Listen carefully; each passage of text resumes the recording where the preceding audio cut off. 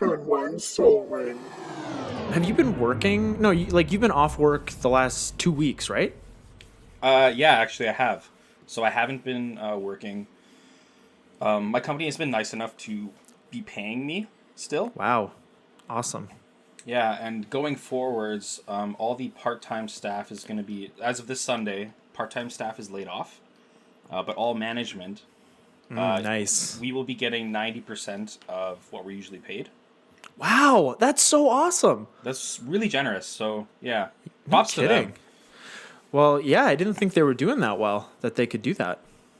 Yeah, apparently, like through online sales, still they're still hitting like really good numbers. So Wow, that's awesome. So you don't I have might to have- apply for EI or anything. not yet. No, I could still see that coming down the pipeline because this Sure. is probably going to go on for a long time. Yeah, they're saying potentially till some amount of social distancing measures will be in place until July. Yeah, So I don't know what that means. That's very vague. We'll see what happens. It's not that bad here in terms of actual cases. I think we're still under 200. yeah, I think we're like But- just under 200. We're in like the low 190s, I think. But it's, people like we were talking about before we started. People have it and they don't have symptoms, and they never really have symptoms, and then they spread it, right? So they don't even get tested. Yeah, and the other thing is that you don't want to go. If you don't think you have it, you don't want to go to like a hospital or something to get tested because other people there probably have it, and then you have a much higher percentage chance of contracting it. Yeah, and they tell you that if you don't have symptoms, or even sometimes severe symptoms, to not go and get tested because there's only so many tests, right? Test kits. Exactly, that too. So what is Yes. right now? Yeah, it's really crazy. It's like kind of spooky, It's like you don't want to like touch anyone, go near anybody. It's funny because there's been a lot of memes about like introverts are, this is how they'd be living anyway. And I agree with that to a certain extent, but especially like the social distancing where like you have to stand like 6 feet away from everybody in stores and things. Like that's how I kind of wish things were all the time, because I really don't like people invading my personal space. Just a little side note to not Yeah. put what I said about my job on the internet. Oh, of course. Yeah, Yeah. of course. Yeah. No, we won't do that. But yeah, Yeah. I'm also gonna say I'm kind of in my element. Like some people are going nuts inside and stuff, and I'm like, I don't know, I'm good. Yeah, and I think like the thing that I'm sort of missing the most is getting together with you and our other friends, or going to game stores and actually playing Paper Magic. Yeah, I think that's the thing that I like miss the most is paper magic. And if we get really desperate, we can set up like a rig and just like play digitally, or I can finally break down and install Boot Camp and just play Arena There is that. and MTGO, right? And because MTGO. I'll probably just play MTGO because then I can play Modern. Well, we could all buy like a $20 Commander deck and play Commander together on MTGO. Oh yeah, that would be fun. Yeah. So I guess you really haven't played like any Magic. No, I haven't. I've been playing a ton of Hearthstone, and actually a new Hearthstone set releases on Tuesday, April. So I guess tomorrow when after this episode airs, and they finally made a new class, which was like I in Magic, saw it's the that. equivalent of it's the equivalent of kind of adding another color to Magic's color pie, which Yeah. hopefully will never happen. Yeah. I think that would be too much at this point. No kidding. Yeah, they'd have a lot of catching up to do for sure. Oh yeah. But yeah, so I've been doing that, and I've been shoveling snow for the past 2 days because we got hit with a ton of snow. Yeah, that was great. All the snow had melted. Things were looking fine, and then it's like, I know. here's 2 feet of snow. Like, Yeah. Yeah, it's just ridiculous. It is ridiculous. Well, let's start the show. Hello, everybody, and welcome. This is Turn 1 Soul Ring. I'm Kevin. and I'm Eric. And today on the show, Eric and I are going to be talking about a few things that have been going on in the world of Magic for the last couple weeks. Then we're going to give you a sample of some of our Patreon content in the form of a Homelands Set Retrospective that we recorded a couple of months ago. And I did a quick re-listen to this, and there's a lot of... we're pretty giddy when we recorded it, because it's a pretty bad set. So it's a lot of us having fun. Yeah. And just as a little disclaimer, this isn't an advertisement for our Patreon. It's just more of a extra content to tide you and us over until we have all the Ikoria spoilers at the end of this week. Yeah, it'll be this week. Because Eric and I know that with what's happening all over the world right now, including where we are, many of us are dealing with financial limitations. So please don't feel like this is us asking for money in the form of our Patreon campaign, because that's not what this is. The main podcast that you're listening to right now is always going to be free. And if you do feel like you want to help us out for free, you can always like, subscribe, and rate and review us wherever you listen to the show. And we really appreciate it. Yeah, all that stuff always helps, and it's easy because it's free.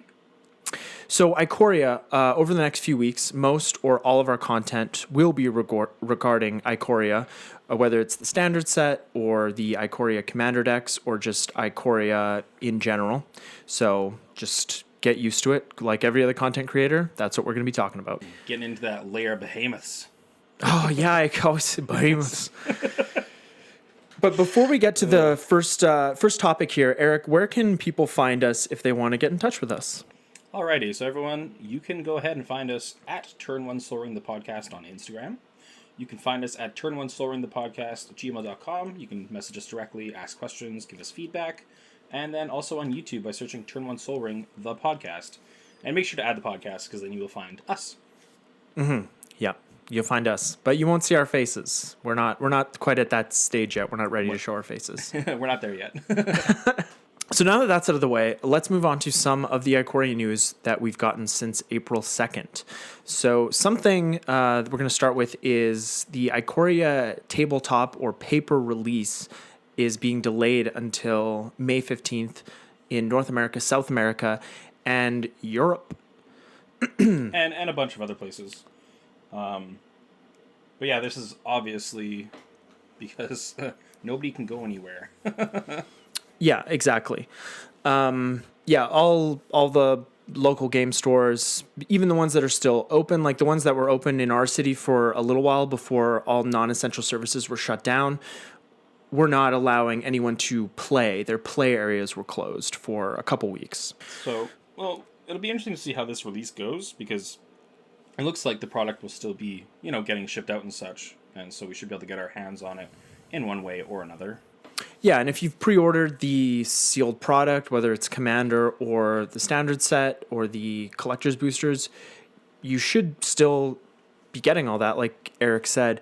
But yeah, I think what will really be interesting to see is the prices of paper cards, how that's all going to flesh out. I would have to agree with you there. This has obviously never happened before with a set release, and sets being delayed. How many people are actually going to be able to open it? How many of the cards are going to be out there? Right. And on top of that, with this set release, we also have two different digital platforms where people can play with these new cards that is still being released at the regular pre-release and then regular release date a week later. So that'll also be really interesting to see how that affects, MTGO and Arena. Yeah, both those platforms you're going to be able to play those cards right away. So definitely Arena is going to see a lot of play in Ikoria. I will be on there playing some new Ikoria cards when the set launches for sure. Mm-hmm. And have been looking at maybe starting to play some MTGO. So yeah, well, you're probably hurting for some Modern like the rest of us. Yeah, I was looking at a couple decks. It might be like close to $100 for some cheaper ones. Tron's on that cheaper list, so... Ooh, nice. I love Tron. We've had sets in the past that have been released normally and have, whether it's been a recession in Magic's history or just an unpopular set, what ends up happening is that sealed product, and especially the singles, end up being a lot more valuable than maybe they otherwise would be. So I think that's also something to keep in mind. And maybe if you have the extra money, it might be a good idea to buy some sealed product of Ikoria or buy some of the singles that you think will have play long term, whether like in any of the, quote unquote eternal formats. Yeah, obviously because this could be an under open set, and so some of those cards will hold like more value. So if you see some cards you kind of want to play in Commander or something, if you can spare it, like maybe try picking those cards up. Yeah. Yeah, it will. This is a very, very interesting turn of events. And I can't exactly say I'm surprised by this because, this was, in retrospect, this seems completely reasonable that this was going to happen. Yeah, like obviously what we were seeing with cases in the world and stuff, this just seemed the proper case of actions that was going to happen. So Yep. Yeah, it's crazy. Yeah, and then this is the first time that Eric and I have recorded the show remotely, where we're not in the same room. It's kind of weird, actually. yeah, actually, I guess we never really touch on that, but Yeah, we're being responsible citizens. Not spreading the virus. yep. But anyways, let's move on to the Godzilla style alternate art cards from Ikoria. So these were, I think, leaked a few weeks before spoilers started, and a lot of people thought like, well, these cards are fake, or they're sort of gonna be like the My Little Pony, the HasCon sets that they've done in the past, but they are actually real cards that have alternate art and an alternate name for a card that's in the standard set. Yeah. And I don't know, what do we think about these cards, Eric? So I really like Godzilla. So I'm actually a pretty big fan of this. Like right off the bat, I saw these and I was like, no way. They're doing like a promo thing combined with Godzilla into the Magic history. Like this is something that's never happened before because this is like Truly. Yeah, it's another media that has like a very deep history to it, and they're just actually throwing the actual creatures. Like we have Godzilla, Mothra is the big one else, really Right. popular is in here as well. Yeah. And then Ghidorah, the big 3-headed dragon. Like these are really cool monsters. So yeah, And baby Godzilla. yes, there is the baby Godzilla. It also looks like it's just we don't have any English, but there's also like the Mecha Godzilla and stuff too. So like this is Yeah, pretty all cool the stuff. all the Godzillas. Yeah, it is really cool. I think that the like sub name that has the actual name of the standard legal card may be confusing to new players, and also the fact that we have the card in the regular standard set, the regular printing, then we have these Godzilla alt art cards, and then we have the additional alt art cards. And me being a seasoned Magic player, it's not confusing for me, but I think this could be confusing for newer players. So it just seems, when I see them doing this, it's, they've talked about removing certain mechanics over the years, like protection, and saying that it's confusing for new players, and whether that's true or not, they do this, and I'm not sure that it's like this is confusing, and that's not confusing. It's a little confusing, if I'm being perfectly honest. Yeah, and that is a point that I will also agree with. When I was first seeing spoilers for the set, I was confused at what I was looking at because there was like Godzilla stuff and then also regular, and there was 2 titles, and I was like, "What's going on here?" But yeah, I could definitely see it being confusing for new players just getting into Magic. But I mean, it may also grab in new players because they're like, "Hey, I like Godzilla." I like Godzilla, yeah. Yeah, that's sort of I didn't know you were like Godzilla so much. I mean, I like Godzilla too. I just, I'm not big into Godzilla lore, I guess I would say. I wouldn't say I'm a huge fan, but I do know like a little bit about some of the lore, and I've seen a good amount of the movies. So yeah, the older ones are kind of rough. they are Have not aged well. Right, like Yeah, yeah. But speaking of the Godzilla cards, Wizards made an announcement on April 2nd talking about the Space Godzilla Void Invader card that is an alt art version of Void Beckoner, which is an uncommon from the main set. And they basically said that the card was previously Space Godzilla Death Corona, which is Space Godzilla's the beam that he shoots from his mouth. And because when they finalized this set, the name Death Corona or the word Corona didn't have the same connotation that it does now with COVID-19. So they changed the printing of the card, but some of the original printing that says Death Corona will be in booster packs. And they just did that, I think, in an attempt to be woke and to not upset or offend anybody. And, probably in so doing, maybe offended really diehard Space Godzilla fans or Godzilla fans in general.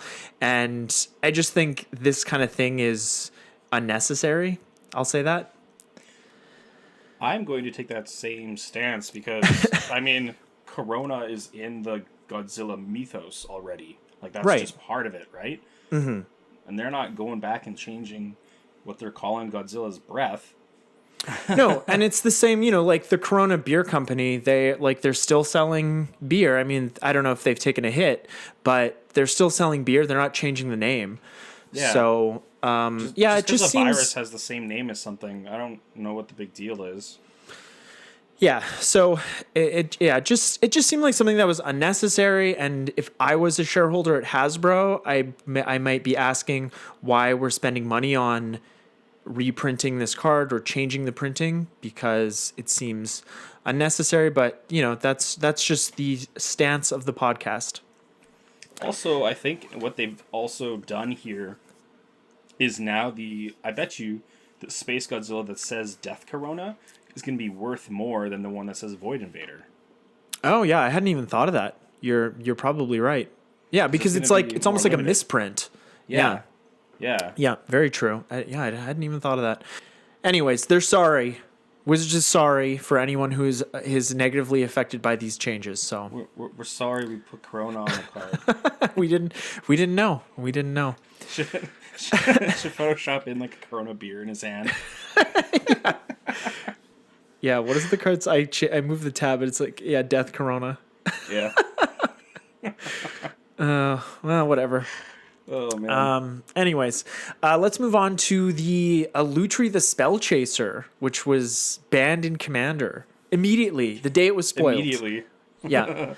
Basically, the reason being that it lets players that are in Is It Colors Red Blue have a 101 card deck with no deck building cost to adding it, and basically just makes it inherently unfair to players that don't want to have both red and blue in their deck. And I totally agree with that.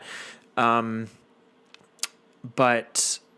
yeah, like if you're in Is It Colors, there's no reason not to just have this card. Mm-hmm. Yeah.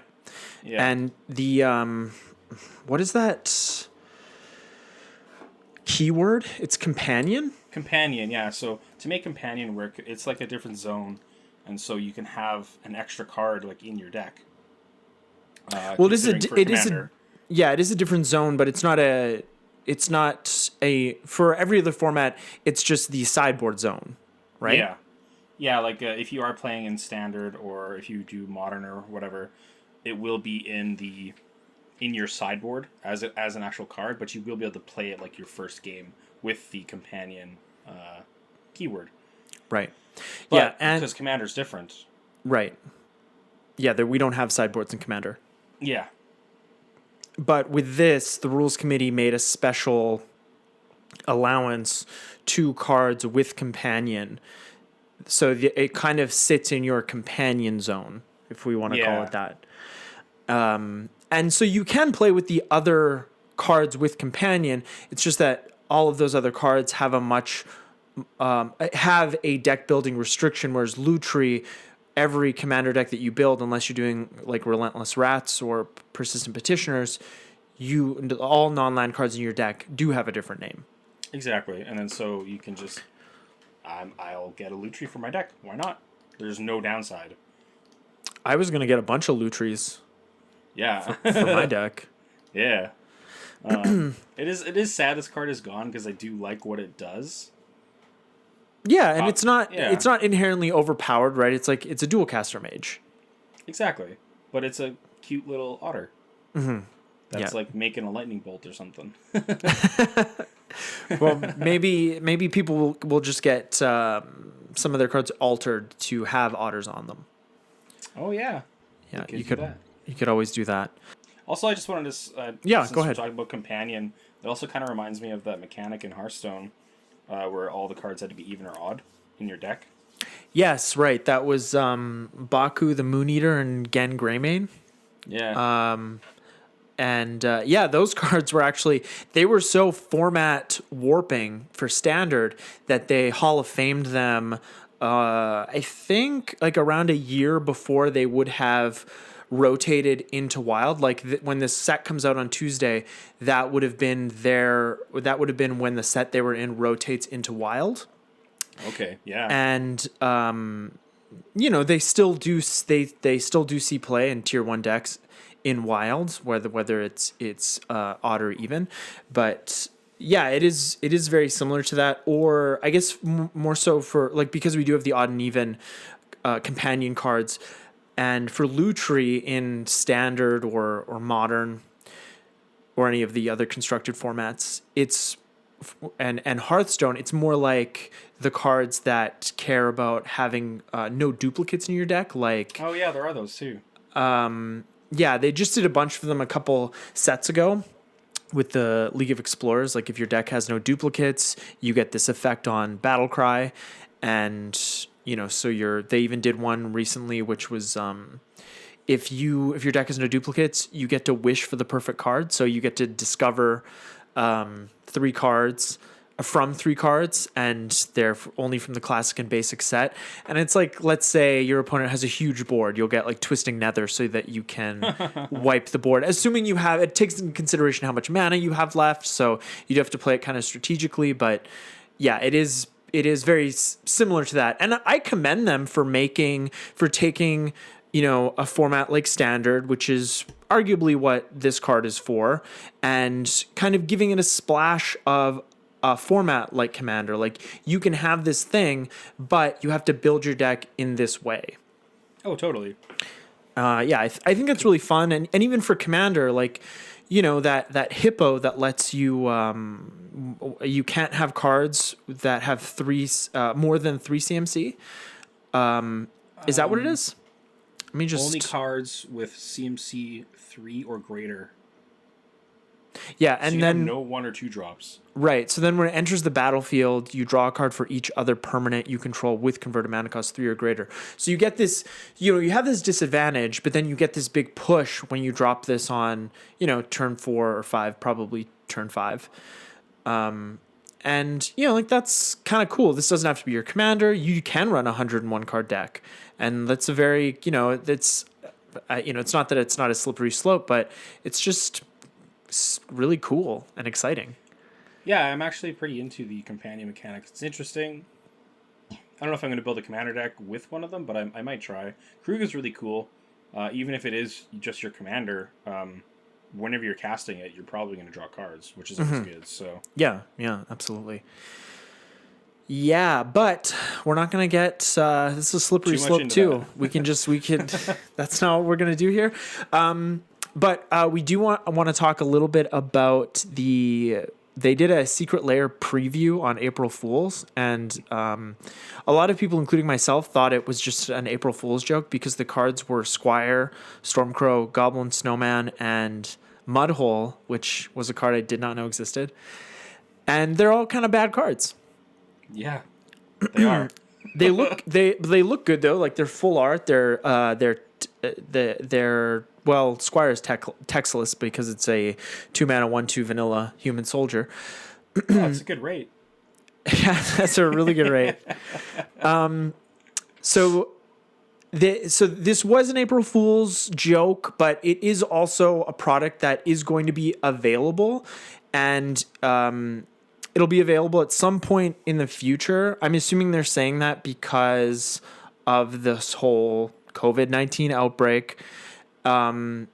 But the cards, the secret layer drop will be provided to WPN stores at no charge to use at their discretion. So they can use it for prizing, or they can just sell the whole thing, whatever they want. But they just don't know when they'll distribute them. But they claim that it will happen at some point in the future. Yeah, and which is fair at this time, just with everything going on. So, but I like how they are doing these things to help out the game stores in this troubling time. So it's nice to see. Yeah, because sort of going back to the release date delay, was it that article that they also said they're doing a reprint of the Mystery Booster product that they'll be allocating to the WPN stores at no charge? Yes, you are correct. So they're going to be getting... They didn't really specify how many boxes each store will be getting, but it is, again, a nice little thing to do. So if you end up buying any Mystery Booster packs from your local game store, all the profits just go directly towards them to help them out. So Yeah, and I imagine it'll be based on what type of WPN store, because I think there is a hierarchy of what level you're at based on how many tournaments you hold, or I'm not exactly sure how it works, but I'm relatively certain there is levels. Yeah, there is levels, because I know the one that we like to go to most, when a master set came out, they were able to order more because of their kind of level.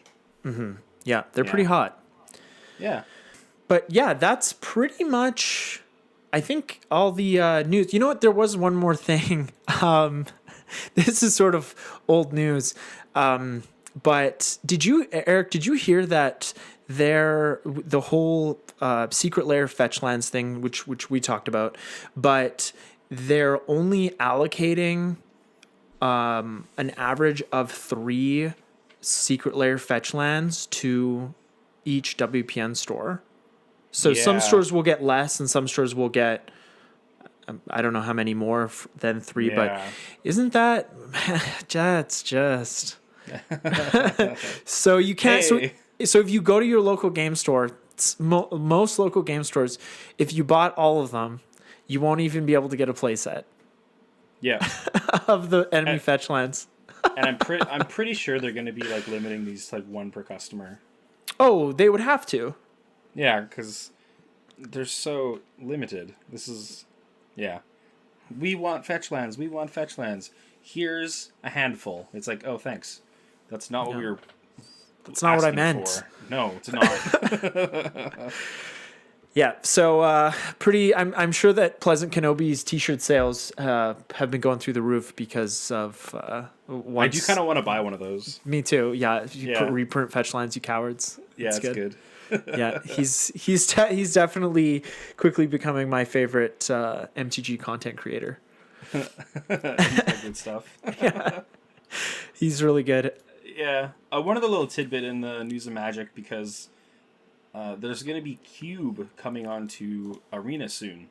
Oh yeah, that's right. We did talk about that a few weeks ago. We did, yeah. And so actually yesterday, they have posted pretty much the whole list, I think. Ooh, wow. Anything good? So there's 555 cards in the Cube. Okay. That's big. And, yeah. It's a biggins. It's a biggins. But it's again, a lot of the stuff, it's going to be standard plus kind of cube, so... That's what they should have called historic. Standard plus. It's it's like Disney Plus. Okay, so you have The Mandalorian, but you don't have anything else? Is that what you're telling me? Yeah. I haven't gotten a chance to look through it yet, so I don't know if there's any really cool spicy stuff, but I'm pretty sure it's mainly the cards that are on historic, and then mostly a bunch of standard stuff thrown in there. So, and they release new cards into the historic format monthly, do they not? I don't think it's monthly. It's just whenever they make those. Yeah, because they've only had 2 blocks of them enter since November last year. Wow. Oh, okay. Yeah. Alrighty. Well, I'd pay a lot more attention to MTG Arena if I used the application. That's for sure. Yeah, I mean, like if it's on Mac, that'd be nice. More people could play. Yeah, I'll probably break down and just install Boot Camp. It's probably really easy, and I know how to read, and I think that's the gist of it. Yeah, that's a little bit of reading. All right, folks. Well, with that, we're going to wrap up this portion of the episode and move on to Homelands. So what you're about to hear is a episode that Eric and I recorded a couple months ago for our Patreon campaign, where we're basically doing a set review of Homelands. We do explain a little bit about the sets, just what was going on at the time, what's going on with the set, and then we talk about some of the cards, and we just had a good time. Yeah, it was a pretty fun time. It was cool looking back at this like really old set and just what the cards do. So it's a good listen. It is, yeah. I think so. I think I'm going to listen to it right now. We have more stuff to do, man. Yeah, we do. We have work to do. So before we let you go, we'd also like to thank our lovely editor, Ainsley, for her behind-the-scenes work that she does each and every week. Thank you, Ainsley. It's greatly appreciated. You can find me on Instagram at Command Beacon. And Eric, are you using Instagram? Not quite yet. You're not. Eric's not on the gram. I'm setting stuff up. So all right, he's working on it. So as always, after you've listened to this, or after you listen to the set retrospective, but before you hop to the next episode, please check out all the links in the show notes. And thank you all for listening during these trying times. Thanks, everybody. Stay safe out there. Yeah, wash your hands. Turn one, soul ring. Hello and welcome to our first set retrospective and our fifth Patreon bonus content episode. I'm Kevin. And I'm Eric. And throughout this series, Eric and I will be looking back at sets that are not remembered fondly or not remembered as being very powerful.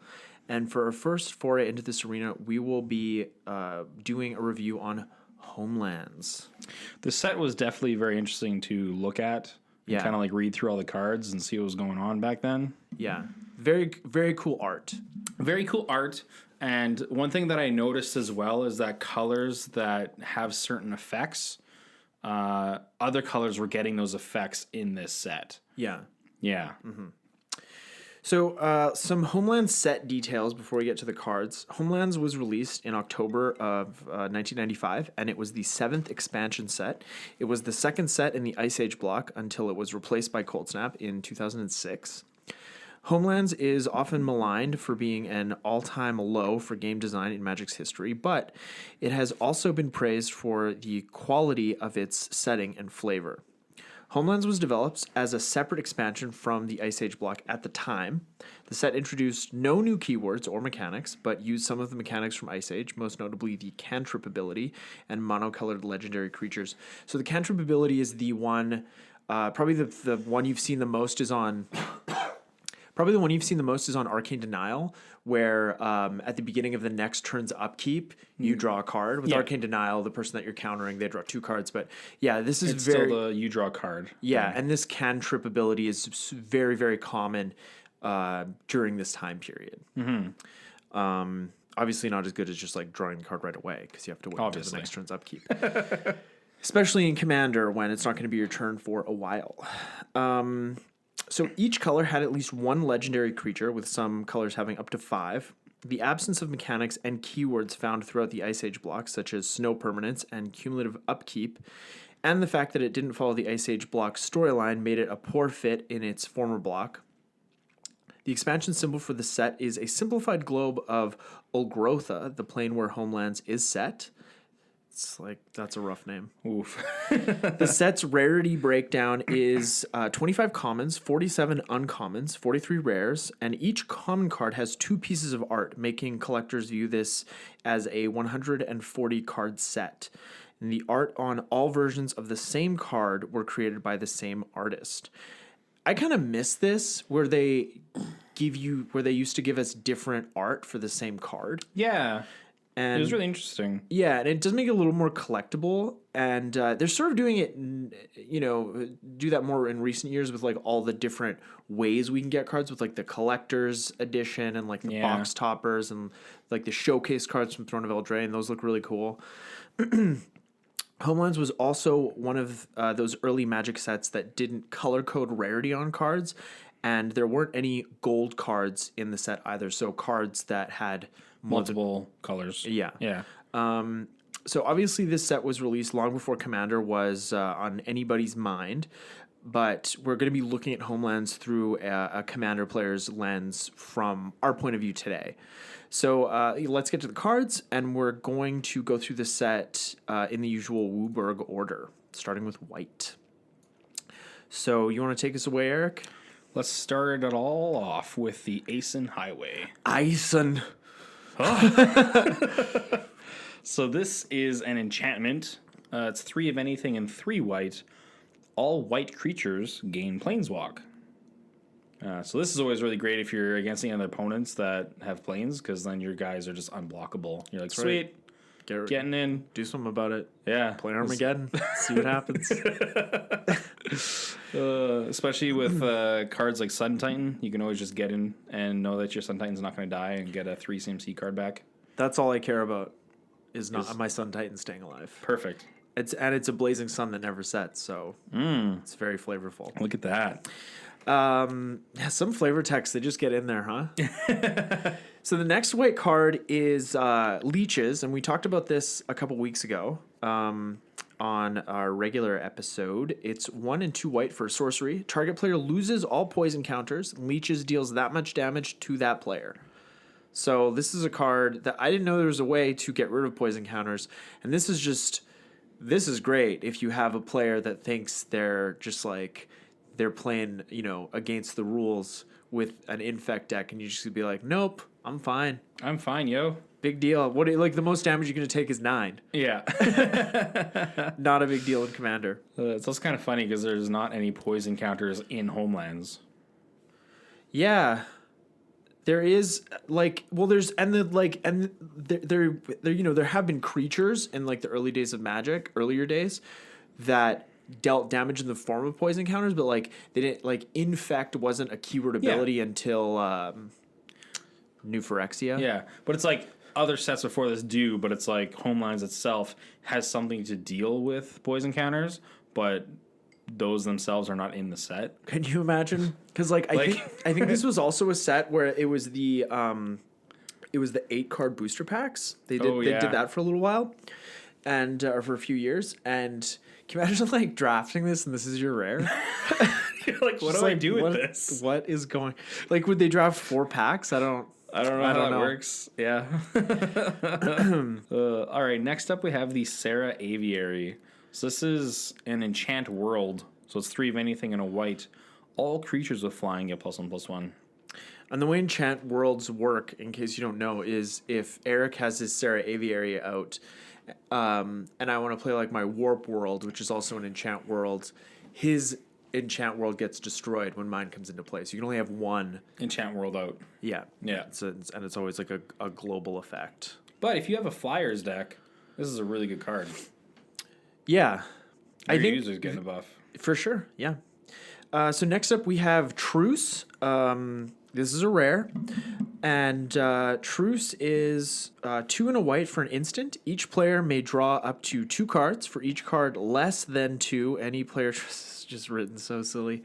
For each card less than 2, any player draws, that player gains 2 life. So basically, you can draw 2 cards, or you can gain 4 life, or you can draw 1 card and gain 2 life. You get it. Yeah. Gaining 4 life is pretty good. Who would ever pick that? This is so funny, huh? This is such a classic white card because you're just I get to draw 2 cards at instant speed, but so does everybody else. We're just this is just gonna be no net gain for me. But yeah, this is just if you really need to draw the cards, this is great. And people are gonna be like, hey, you know what? You're the guy that drew me those 2 cards. Thanks. Yeah. Actually, if you had Lich's Mastery out, whenever you gain life, you draw that many cards. Oh, yeah. Then you could draw 4 cards. You're right. Wow. Ooh. I didn't even think of that. Oh boy. It's why would you? Hey guys, I just put truce in my deck. Oh man. All right. And these are the good cards. Yeah. Just to say. Okay, next up is the color blue. Yeah, moving on to blue. Moving just on like to that. blue. We're into chain stasis. So this is an instant for 1 blue. Tap or untap target creature. Whenever any player uses chain stasis to tap or untap a creature, that creature's controller may pay 2 and a blue to use chain stasis to tap or untap any target creature. These cards, the way they're written, this is the last time I'm going to bring it up. But so basically, like, you can just target your own creatures and keep paying the cost. So if you had like mana dorks, you can go infinite with this card. Yeah. But as soon as you tap an opponent's creature, they then can pay the cost, right? It's like tap something else. yeah, there have been like blue spells like this throughout Magic's history. But this card's actually really cool because you can go infinite with like mana and untappers and like It's just creatures, right? Yeah, it's just creatures. yeah, just creatures. But like creatures that tap for mana, like you can do all kinds of crazy stuff. And now with Theros, we have the Nyx Bloom Ancient. I was gonna say that, but I was like, that's not what it's called. All right, so next up we have Merchant Scroll. It's 1 and a blue for a sorcery. Search your library for a blue instant or interrupt, but that's probably been errated to just search your library for a blue instant. Reveal that card to all players and put it into your hand and shuffle your library. So this is like this is like Blue's Demonic Tutor because like you have Mystical Tutor which can hit sorceries as well, and it's only 1 blue mana and it's an instant, but it's card disadvantage because it puts it on top of your library. With Merchant Scroll, you can go get a Mystical Tutor and then use it. Yeah. If you want to. I've done that You many can tutor many for a tutor. times. That's right. It's nothing wrong with that. Yeah. Yeah, this is definitely like one of Blue's best tutors in the Commander format. And it's also modern legal because it was printed in 8th edition. This is one of the cards that I got for my first Commander decks. Nice. Yeah. Your Mizzix deck? Yeah. Nice. Classic.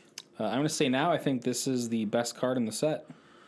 I don't know. I think Wall of Kelp might be the best card in the set. All right. We'll see. We'll get there. So next up is what? Mystic Decree. So Mystic Decree is 2 of anything and 2 blue for Enchant World. All creatures lose flying and Island Walk. No. Yeah, so, if like you have trouble blocking flying creatures, I don't know why you wouldn't blue, but you could totally just use this. Like, I've been in situations with my zombie deck, which none of my creatures have flying, and I'm getting attacked with flyers. And like, if I could just block with my wizards, then they're gonna die anyway. But if I could block, like I maybe would have stayed in those games a little bit longer and like been able to like scratch my way to a victory. But I don't have any flyers, so I'm not gonna put this in the deck. But I just think enchant worlds are so cool. But anyways, yeah, nobody cares about Island Walk. You talked about it, you're not even throwing the deck? I know, I'm bad. Wow. Okay, next up we have Narwhal. I was saying wow because it's a rare. So it's 2 and 2 blue for a 2/2. It has first strike and pro red. I mean, First strike and pro red's pretty good. that's a good rate. This card sucks. Oh man. Okay, we just got to the best card in the set. But Narwhal, it's a Narwhal. It is it looks like a group of narwhals actually. It actually does, yeah. All right, so yeah, the Wall of Kelp is 2 blue for a wall. It's an 0/3, and then you can pay 2 blue and tap it to put a Kelp token into play. Treat this token as a 0/1 blue wall. Yeah, like the errated text is a 0/1 blue plant wall creature token with defender named Kelp. So they probably like, what did you do if you needed a token back then? You just like because they didn't have tokens in packs. No, yeah, I guess you just use paper and pen, you know. Wow. But this is like okay, like you gum up the board every turn. You're getting a token that you can block with. Oh yeah, I run this in my Arcades commander deck because you can just like get a wall every turn and then you draw a card when it comes into play. So it's pretty good. Yeah. And it's reserve list. A lot of these cards are reserve list and they are dirt cheap. So probably don't buy them unless you're going to put them in a deck. Yeah. Okay, we're moving on to black. The first card we have here is Broken Visage. It is 4 and a black for an instant. Destroy target non-artifact attacking creature. It can't be regenerated.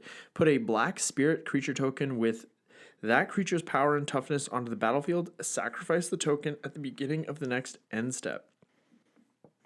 So I guess you could destroy an attacking creature and then create a token that you could block another creature with. Exactly. It's a 2-for-1. That is pretty good. It's not bad. It's funny that it's a horse and then the shadow of the horse. That's not the photo I have. This is an interesting art. I'm looking at the 5th edition copy. Let's see. I'm looking at all the Homelands art. I'll look at the Homelands. Here we go. I'm looking at like, oh, that's cool. It's like a broken mirror. Yeah. Well, yeah, I'm reading like the errata text because like these cards are just written. Oh, this one's really great. Horribly. Bury target non-artifact attacking creature and put a shadow token into play. Treat this token as a black creature with power and toughness equal to the power and toughness of that attacking creature. Bury shadow token at the end turn. Yeah, bury's just like bury. Is like, bury. It's destroy. It's just destroy and can't be regenerated. Yeah. Specifically, but anyways, that's funny. Okay. Next up, we have the Koskin Falls. This also might be this is a really good card for this. This Is actually a really good card, yeah. Yeah. So you have 2 of anything and 2 black for an enchant world. Are we talking about every world enchantment? During your upkeep, tap target untapped creature you control or bury the Koskin Falls. No creature can attack you unless its controller pays an additional 2 whenever that creature attacks. Yeah, I totally feel because we talked about this card all the way back in our pet cards episode. I think it was like episode 4, and I misremembered it because I thought it was you had to sacrifice a creature, which would still be pretty good in certain black decks. But you just have to tap it. That's like nothing. Yeah. Yeah, that's really good for black propaganda. I think this was this our underrated? No, you know what? No, it wasn't pet cards. It was like cards we should be seeing on the battlefield, which I think was episode 4. Yeah. I think I had the number right. Cool. All right, so next up we have we're talking about like every rare in the set. That's funny. This is a super small set. Okay, so next up we have Sengir Autocrat. It is 3 and a black for a 2/2 human. And when Sengir Autocrat enters the battlefield, put 3/0/1 black surf creature tokens onto the battlefield. When Sengir Autocrat leaves the battlefield, exile all surf tokens. That's the errata text. So, which is like, if you don't have a surf token, What are you gonna do? it's not giving me the option to purchase a surf token. So, I don't think they exist. It's okay. I'll just make one. I really like this card. It's really good in a black deck where you're just sacrificing creatures because it just adds so many bodies to the battlefield for you to sacrifice as fodder. Yeah, you put this in your Ayara deck. I sure which did. Which we deck-explained a few episodes back. Yeah, so it's pretty good. Yeah, I had forgotten about this card. I'm sure everyone else did as well. Yeah, also, I just wanted to read the definition of serf. An agricultural laborer bound under the feudal system to work on his lord's estate. Oof. Yeah, I didn't know that. That doesn't sound good. So I guess the Sengir Autocrat is a lord. But he looks like a vampire in this art. He does, yeah, and his creature type on the original printing of the card is like summon Autocrat, but it's been errated to human. Yeah, that's funny. Okay, we are moving on to red. So we have the Anzarin Ruins.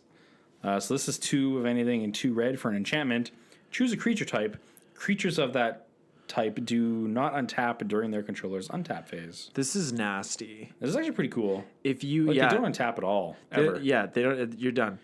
So what's really cool about that is if you have like a tribal player in your meta, which is me for our meta, you just play that, and I'm just like, okay. I guess What I am I gonna can't do do? anything. Yeah. And I'm always trying to tap my slivers down for mana, so Yes. that's just not going to work. Yeah, This is really getting against your sliver deck. yeah, it's a fun card, especially in red. Yeah, it's a strange. At least you still get to tap them once, though. You do, yeah. But if you have like, an enter the battlefield tapped kind of thing, like Authority of the Consuls or something, it's like, Oh, that's lockdown. That's it. You're done. Lockdown, baby. Frozen Aether. If you have like an Izzet deck. Yeah. Yeah, I don't know what you people are doing. All right, so the next card we have here is an Inaba Shaman. Oh, cool. In the different art, it's facing different directions. I'm looking at the facing left artwork. Okay, so it is a 3 and a red for a 2/2 for a Minotaur. And you can pay a red to tap it. Inaba Shaman deals 1 damage to any target. Oh, you can hit Planeswalkers. Yeah. Nice. So it's just been errated to that. It used to say creature or player. Aren't there like cards that you could just do that without paying the red mana? Maybe. Oh, that's funny. But mention this one also it synergizes with Didgeridoo, which we're going to talk about later. a little later. So yeah. Yeah, this is like a pretty good set for Minotaurs, if I do say so myself. Yeah, we need more Minotaurs. We're getting there. They're working on it. They They're can't, working on it. it's you can't be all Minotaurs all the time. Yeah. We'll go back to Theros pretty soon, and then I'll do Minotaurs. All right, next up, we have Chandler. Is this a Friends crossover? Just thinking that. Wow, great Yeah. joke. That's all I got. It's That's all we're Chandler saying. Bing. Next. I mean, he's not that bad. He's bad. He's 4 and a red for a 3/3. He's a legendary creature, human rogue. Okay, You can use it as your commander. you can. And his activated ability is to pay 3 red, tap, destroy target artifact creature. Yeah, it has to be an artifact creature. It can't just be an artifact. No, I can't. This card would be so much better if it was like artifact or a creature. But no. But yeah, the art is pretty ridiculous. Looks like he's missing a couple of teeth. Just a little bit. I don't think that's how Chandler looks, but No. Alrighty. Okay, so we're going to move on to the next legend in red. It's Aaron the Relentless. He is 3 and 2 red for a legendary creature, human rogue. He's got haste, and he's a 5/2, and you can pay 3 red to regenerate him. I think that's actually pretty good. If you wanted to have this guy as your commander, he's got literally no synergy or bonuses for a Voltron strategy except that regenerate. So if Yeah. you got a bunch of auras on him, probably more of likely equipment's on him, More likely. then There's still some good red auras. for sure. And Yeah. then you're gonna regenerate him, so he's gonna not leave play and just be tapped, and all that stuff stays on him, which is nice. So yeah, he's not terrible. He's pretty bad though. Yeah. Yeah. Let's move on into green. First one is Carapace. So it's 1 green for enchant creature. Enchanted creature or target creature gets +0/+2, so you're beefing them up. And then you can pay 0 and just sacrifice the Carapace to regenerate creature. The Carapace enchants. So it saves a creature of yours. So if you're going to like save your commander or something like that, like it's decent for that. It's only 1 green. Also, I like the word carapace. I feel like I don't get to say it enough in my daily routine. All right. So that's nice. Thanks for Here just for that. yeah. Yeah. All right, next up we have Primal Order. This card's $2 on Card Kingdom. Wow, is it a rare? Yep. So Primal Order is 2 and 2 green for an enchantment. I feel like with all the times we mentioned Card Kingdom, they could throw us a little scratch or like an affiliate link. Yeah, probably. But maybe We'll they see what will. happens. Maybe they will. Yeah. You never know. All right, so Primal Order, it's 2 and 2 green for an enchantment. During each player's upkeep, Primal Order deals 1 damage to that player for each non-basic land he or she controls. What a weird card. Yeah. For the color. Yeah, Like, this like- would be like a red card. Right? But this But is it's in green. Yeah, this is like It's price cool. of progress, but like over Every and over. turn. Each player's upkeep. Wow, that's cool. That's a super cool card, actually. I think this is like besides like Merchant Scroll and Coskin Falls, this is like probably In the running. in the running for like top 3. Sweet. Also Wall of Kelp, because that is actually a solid card. Only in Arcades. Though. Yes, The only in other, Arcades. the other cards have like uses in many decks. They do. You're right. Yeah. You're right. You gotta be kelping me. That's pretty good, actually. I'm going to use that. All right. When you play your Wall of Kelp. Like if they target it to destroy it, you Yeah. got to be kelping There me. we Come go. on. All right, next up we have Renewal. So Renewal is 2 of anything and a green for a sorcery. Sacrifice a land to search your library for a basic land and put directly into play. This does not count towards your 1 land per turn limit. Reshuffle your library afterwards. Draw a card at the beginning of the next turn's upkeep. Yeah, this card's Gotta super. love that Homelands text. Gotta love it. Yeah, I gotta reshuffle. do it every time. Reshuffle. Yeah, this card's actually super sweet in Land Matters decks because you sometimes like it fixes, and you're also getting an additional enter the battlefield trigger. Plus, it replaces itself, so you're drawing another card. But even like a deck like Gitrog Monster, right? You're also getting the sacrifice trigger From it as well. and drawing a card from that, and then you're drawing a card. So yeah, I think this is just like a solid card in decks like that. Yeah, totally. All right, next up we have Roots. It's 3 and a green for an aura enchant creature. Enchant creature without flying. When Roots enters the battlefield, tap enchanted creature. Enchanted creature doesn't untap during its controller's untap step. It's like a removal spell. Yeah, it's like a green removal, which Without green doesn't flying? have much. No, I mean we've got like Song of the Dryads and like Lignify. Yeah. That's another good one. I really like the Homelands art. This card has been since been reprinted. Yeah. It was reprinted in Eternal Masters, but there's a little like wood igloo. It's pretty cool. It is. Yeah, I like it a lot. It seems like a place I'd want to hang out. For like a day. Yeah, I don't want to live there. Yeah. you know, of course. So next up we have the Willow Priestess. So this is 2 of anything and 2 green for a 2/2 fairy. Tap to take a fairy from your hand and put it directly into play as though it were just summoned. And then 2 of anything and a green. Target green creature gains protection from black until end of turn. It's too bad this isn't legendary because then you could do like a mono green fairies deck, even though there really aren't that many. No green fairies. Green fairies. I told you that. You're like, I told you there weren't green fairies, Kevin. Come on. But yeah, I mean, this is, it's like, it seems really powerful because you're cheating creatures into play, but, you know, they're fairies. But right? also like 2 and a green to protect a creature because, I mean, it's only green creatures, but black is like the most common removal color, so. Yeah, it certainly was in 1996. Yeah, but this is an interesting card. Okay, next up. She's just holding the kitty in the Homelands. It's a good looking kitty, yeah. Yeah. It reminds me of Abra. Yeah, right? Okay, so we are going to move on to the colorless cards. First up, we have Apocalypse Chime. It's 2 mana for an artifact. You can pay 2, tap, sacrifice Apocalypse Chime to bury all cards from the Homelands expansion. Should probably run this in all commander decks just to make sure, like, if there's any of those cards, you have an answer. If somebody's like Wall of Kelping over there, it's just like, get out of here. They're like your surf tokens. Yeah, no, No. sorry. Gotta go. Gotta go.